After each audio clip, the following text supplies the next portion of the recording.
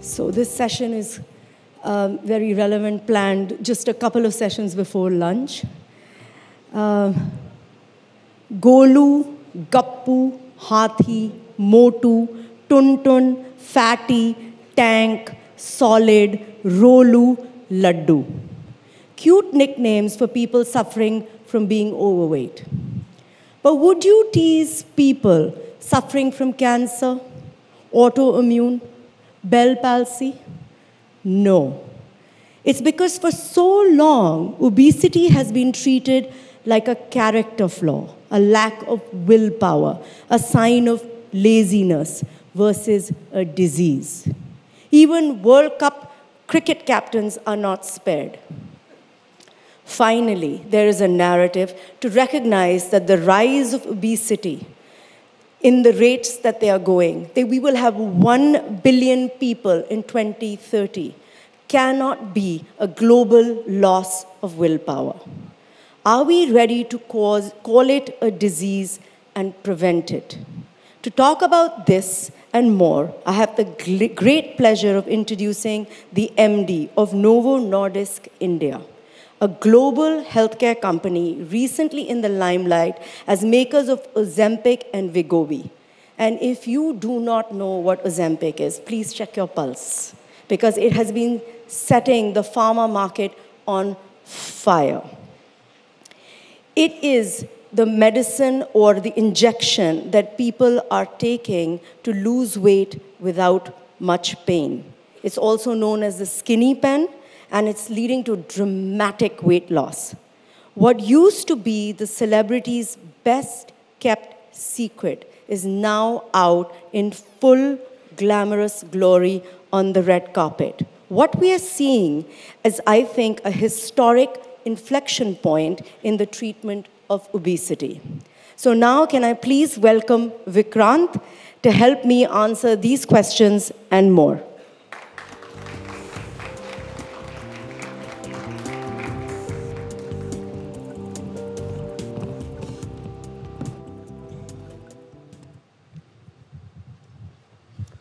Vikrant, your company has taken center stage in calling obesity a disease, and it has been researching obesity for the last 25 years. What are your main insights or takeaways?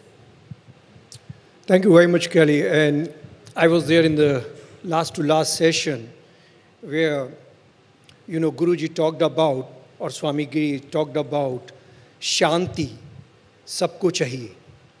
And I think swasth bhi sabko chahiye. These are two things which everybody aspire. Now, obesity, when you actually look at it, 40% people are either obese, overweight, or having a central or a visceral obesity. Now, it's so common that it's very uncommon to see somebody having the right BMI. Something which is so common, how that can be a disease, right? Okay. But you look like somebody who has a pretty good BMI, unless you are on Ozempic. I do have a good BMI, but let me tell you, it is a phenomenon called as thin fat Indian. So I do look thin, but bring a person who is 67 kg weight, who is a Caucasian, European, and if you measure the fat, which is abdominal or a visceral fat, I will probably have 23 or 24% fat, while a Caucasian will have only 16 or 17% fat.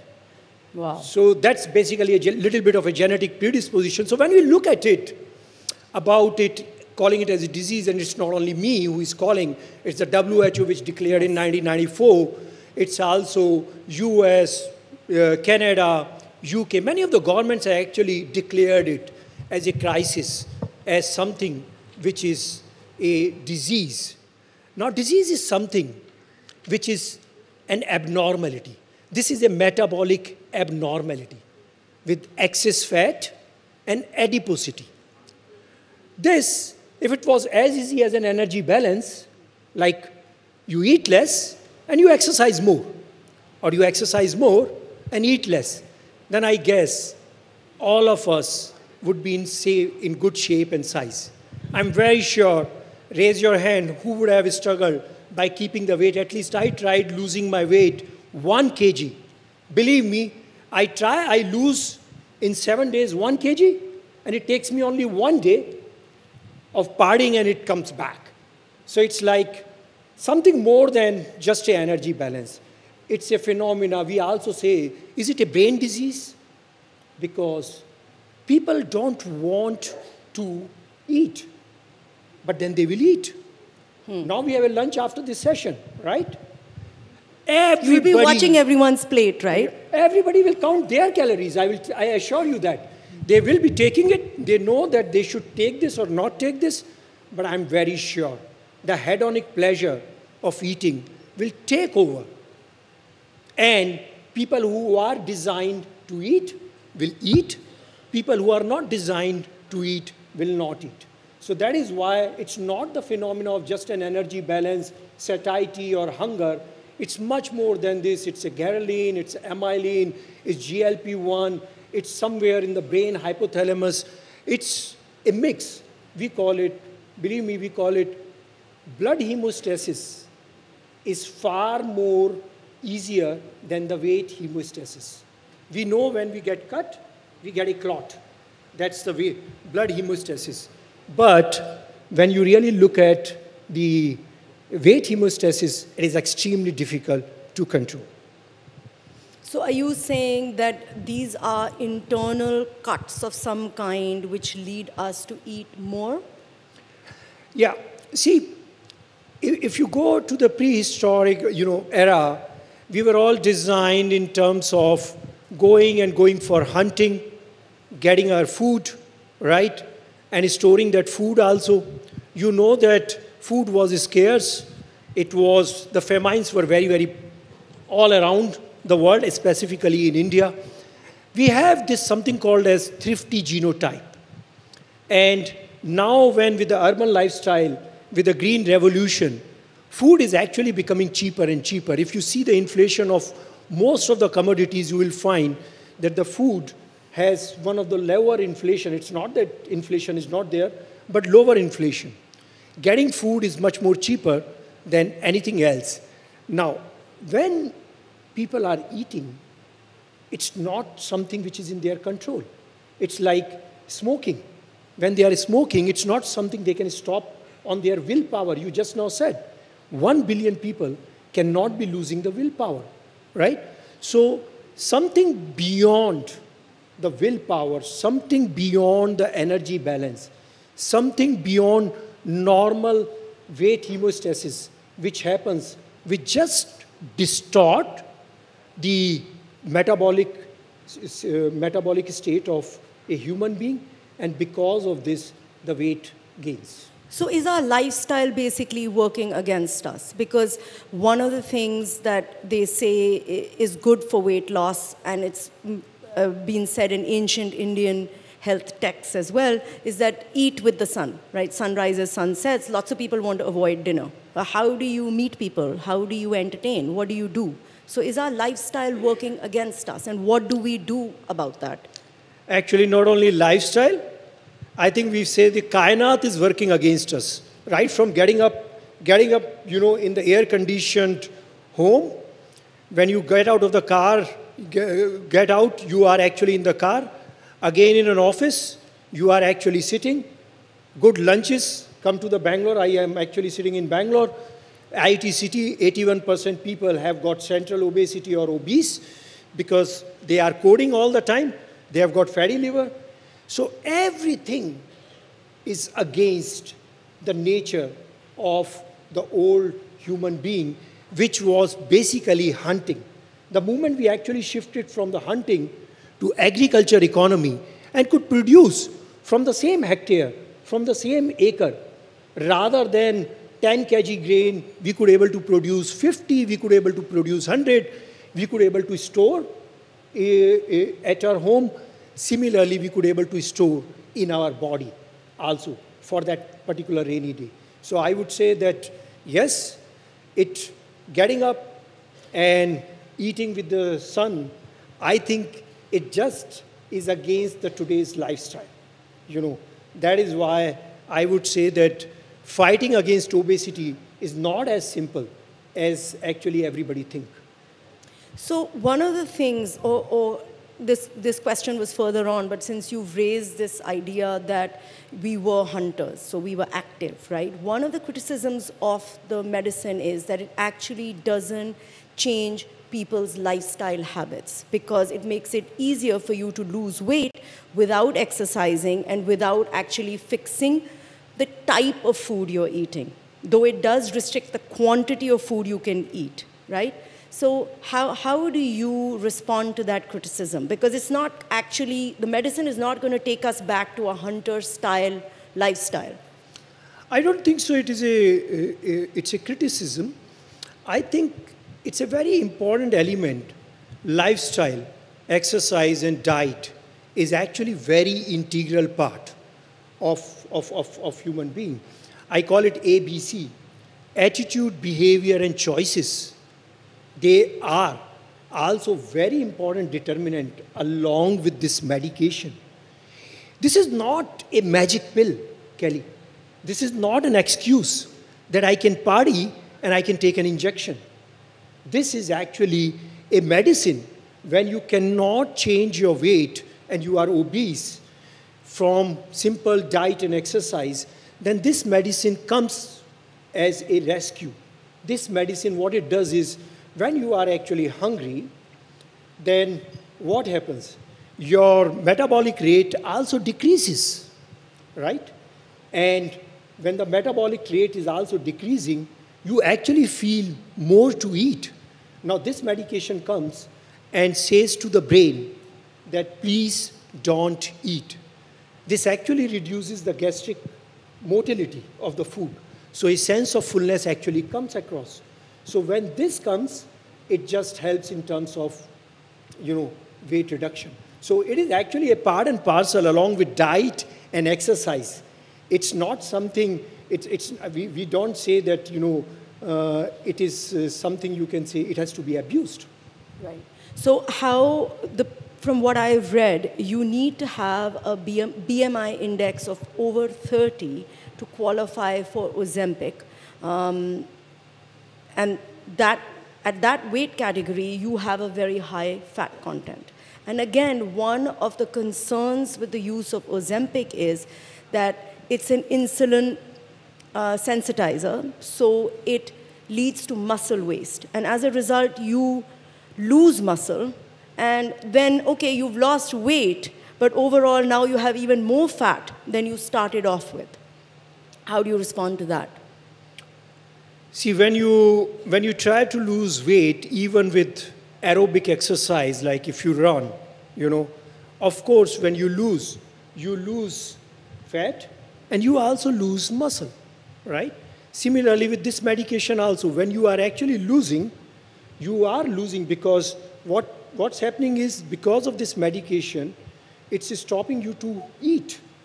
So that means you will also lose muscle. Muscle loss is a phenomena which is to the tune of 30 to 40%. And that muscle loss is a part of it. But what is very important is the patient should be in consultation with nutritionist, with a doctor, because nutrition is also a very integral part of it. Macronutrients, micronutrients, they have to be taken care. It's, again, medicine is not just alone in this game. When somebody is going for weight loss, it's a 360-degree approach along with doctors and patients. And it has to be also individualized. And it has to be very patient-centric. It's not something that somebody can just go to the pharmacy and get this and do whatever and take this injection and can then further blame this injection, for weight loss. I think nutrition is very important part of it. Diet is very important part of it along with this injection. Suppose a person is losing muscle, then of course they should be taking a little more higher protein diet.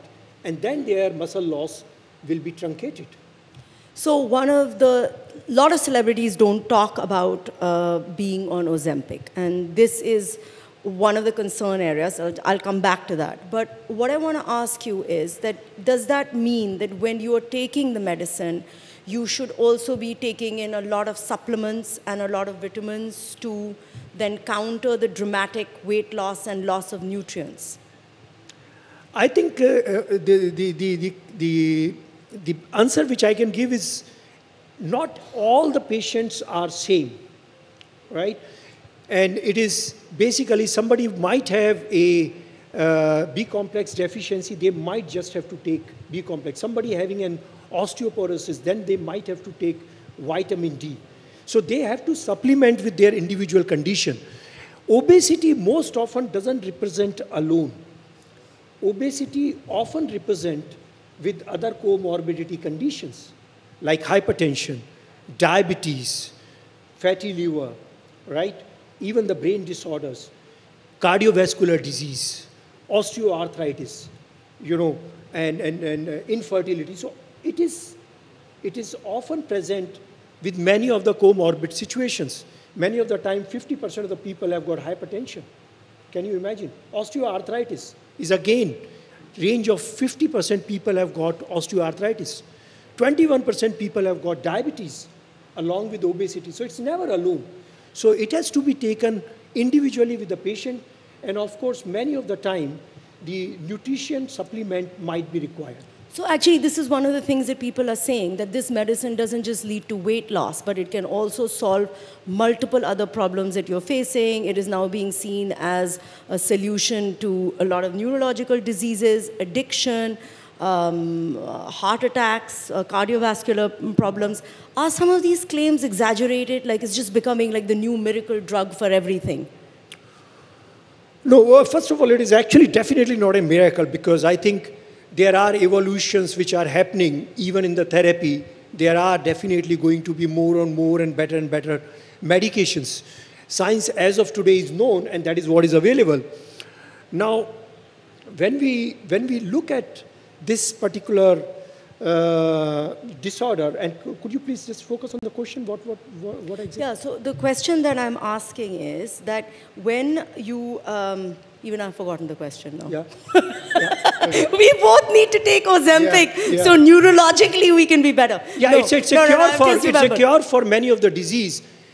So let me tell you that obesity is the precursor or the reason, directly or indirectly, for 229 diseases from head to toe, including depression, anxiety, gout, osteoarthritis, thyroid, CVD, you know, diabetes, hypertension, you name it, and infertility. Now, this independently is one of the risk factors. So when you take, when you try to reduce weight, and we have seen when you reduce even 5% weight, your glycemic level reduces. The blood pressure reduces. With 10%, you can actually delay and avoid type 2 diabetes. You can avoid fatty liver. At 10 to 15% of the weight loss, you can actually start looking at a little bit remission of type 2 diabetes. Are you saying that most people here should be taking this medicine? No, I am not. But what I can definitely say is that we were not knowing how much the demand could be. We are actually, Novo Nordisk is basically the powerhouse of protein chemistry. For 100 years, we have been manufacturing insulins. And we definitely take pride that every second person on earth, they take Novo Nordisk insulin. And it's not a new molecule, by the way. Yeah. It's GLP-1, the class which is there, it is actually 30 years old. So it is not something new. It might be new in the arena in terms of when people know about it, because some of the celebrities have made it famous. But it is a class which is there for last 30 years. The semaglutide injectable actually is as old as 6 to 7 years in the market. So it's not something new. In India, we launched oral semaglutide. That itself is now 3 years old. So it's not something which is actually coming just around the corner. But it's a molecule which is actually quite old, quite established in terms of getting onto the treatment, first for diabetes, and then we saw the result in obesity, and that result, when it came on obesity, we were surprised that the demand was much more higher than what we actually thought.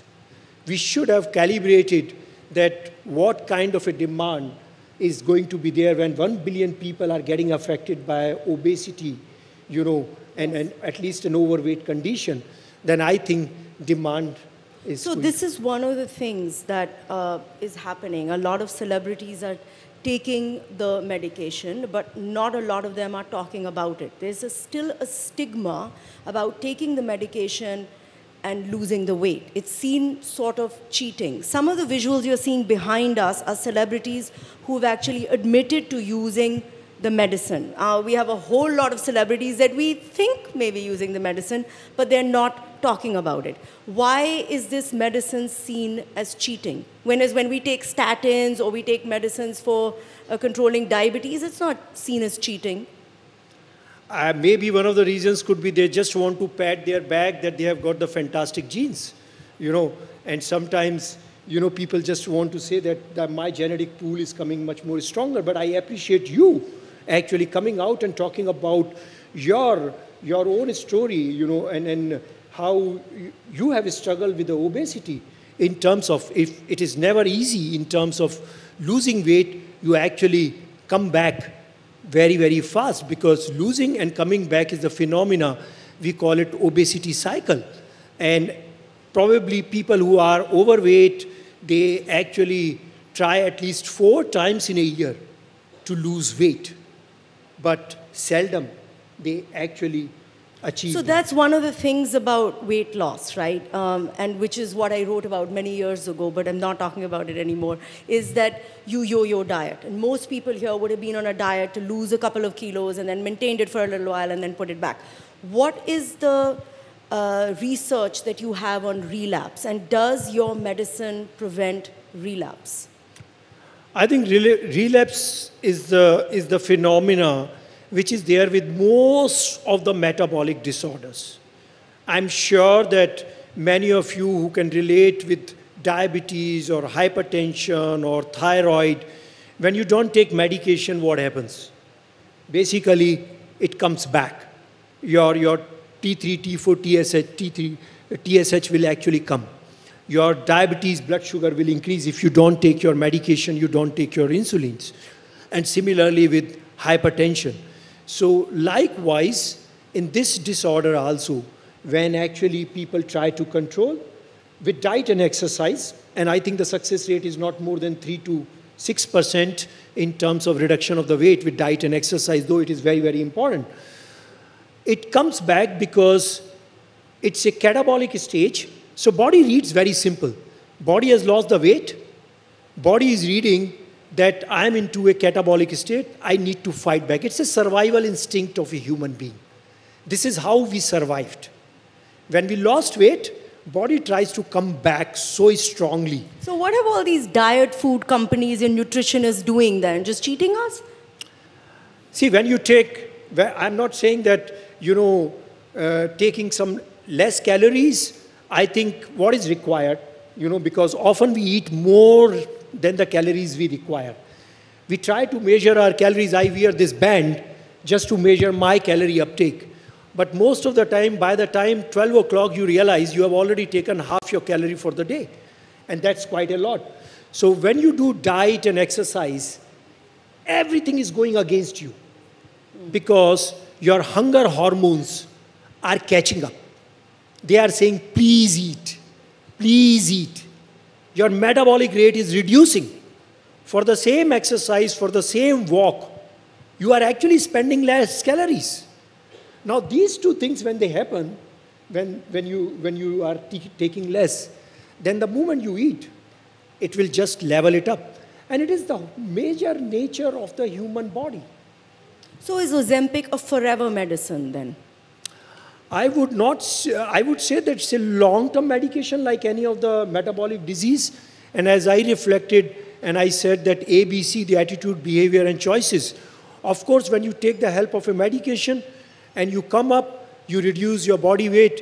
And if you are one of those people that who have got the willpower to stay, and you also get motivated, because people also get motivated when they reduce the weight, I think then they can probably, you know, go to their doctors and find out the individual, or you can say the flexible way of what is required. Because one of the issues is that if it's a forever medicine or a long-term medicine, then do we know enough about the side effects if you're taking it for such a long period of time? Some people have come up with blindness, pancreatic paralysis. These are very serious side effects, not like vomiting and a little bit of diarrhea or dizziness or tummy aches. People are okay with that, but they're concerned about the most serious side effects, like how small a percentage is that, and are you worried about the long-term effects? Has there been enough research around the long-term use of these medicines?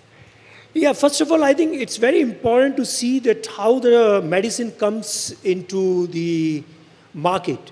Medicine comes via the careful evaluation of phase 1, phase 2, and phase 3 data.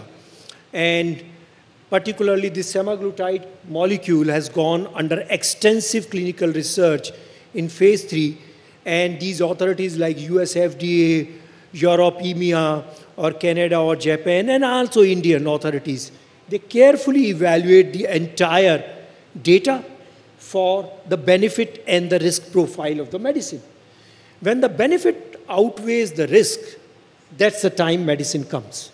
Nonetheless, that data is already there. And then we have got post-marketing data. With all these data, we actually submit something called as a safety update report to the authorities. And when we submit the safety audit report, everything gets reported. While these incidents are there, they are not many in terms of the medicine for the benefit and the risk profile which is there. And that is why medicine should be prescribed by a doctor, because doctor can make the choice along with the patient choice whom it fits very well. Because otherwise, if the patient just go and take, they can do a mistake. So one of the things that's also happening is like people who don't necessarily need to use the medicine are using it. A lot of the celebrities, right? And we had a small moment of body positivity where more normal sizing was acceptable. And now again, you see on the red carpet that we are back to super skinny, right? Is this medicine going to put unrealistic pressures on society again? I think while I am worried about this unrealistic pressure, I am actually more worried about the pressure and you can say, the health of the nation in terms of the obesity. Because obesity is much more a larger problem than what we expect.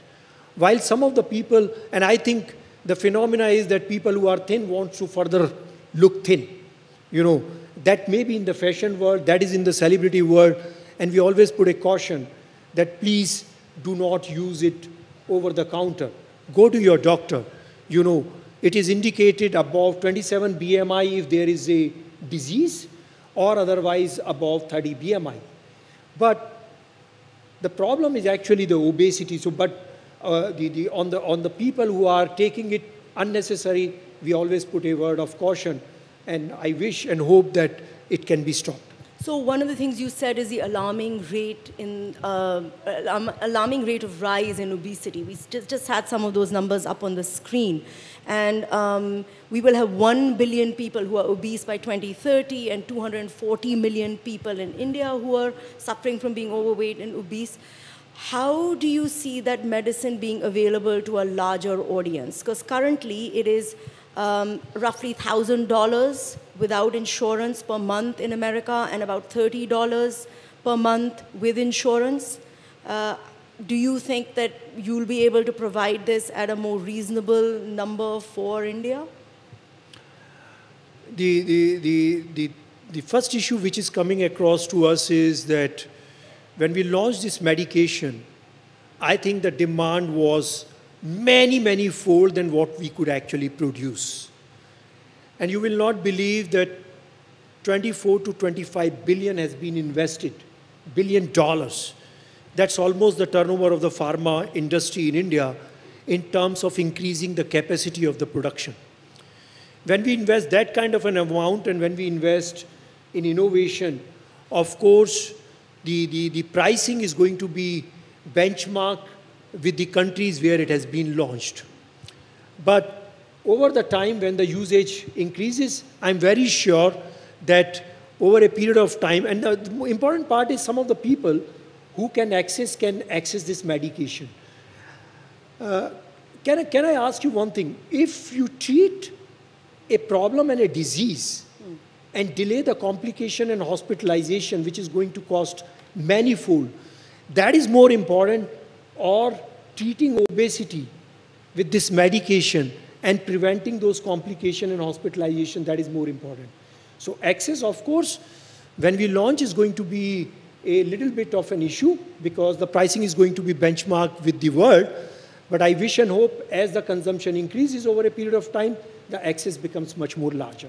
Well, you are lucky here that we have a Prime Minister who's taking this very seriously and has actually appointed anti-obesity ambassadors who are looking at this problem that we are facing as a country, and we will be dealing with it, I think, on a larger public level as well as on a personal level. Thank you so much for being with us. Our time is up, but before you leave us, maybe you would like to give everyone one tip that they can follow for lunch today, you know, and that they can take it away with them before the medicine launches, because Ozempic isn't actually available in India yet.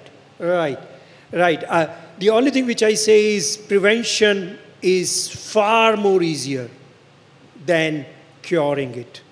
So act sensibly when you eat, what you actually do as an exercise, and also when you need, please visit your doctor. Treating is far more easier nowadays than earlier. So we are all going to be watching your lunch plate today. Thank you so much. Sure.